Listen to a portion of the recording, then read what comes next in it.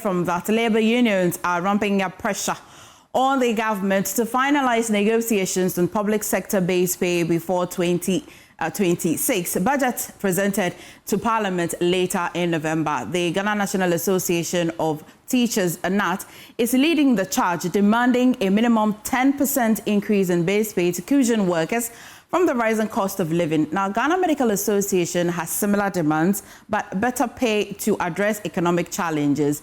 The National Association of Graduate Teachers, NAGRAT, is also advocating for improved compensation and working conditions with the 2026 budget looming. Labour unions are urging the government to prioritize workers' welfare and reach mutually beneficial agreements. Speaking on PM Express last night, NAT's President, Reverend Isaac Owusu, said workers expect government to reach an agreement with Labour in their upcoming negotiations before the 2026 budget is finalized and presented to Parliament. And joining me in studio for us to understand better is Isaac Kofi-Adjei, lead data analyst with JoyNews Research Desk.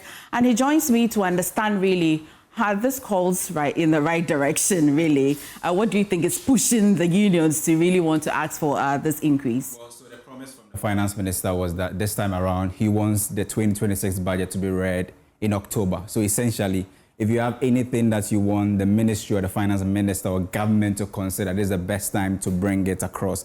But the most important thing is to look at the factors. This is the first time we are seeing Labour or some of the Labour unions actually requesting for such a low increment in their base pay. 10% is very, very low compared to the other initial, percentages that they mentioned, some around 60%, 50%. But this time around, they're going for 10% minimum.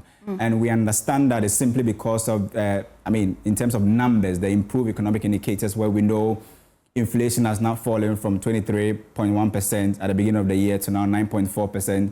The exchange rate situation is a bit better relatively, and if you look at the fuel prices as well.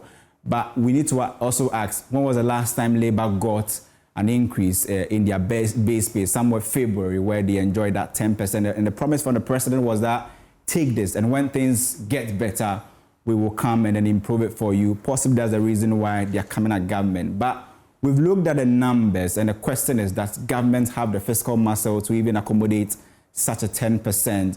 And what we are learning is that if you look at the budget projections, if you look at the 2025 budget, it looks like government was already anticipating it. That's why they are hoping to increase the employee compensation budget by some 18%, moving it from the current projection of 4 billion Ghana cedis to about 89 billion Ghana cedis by next year.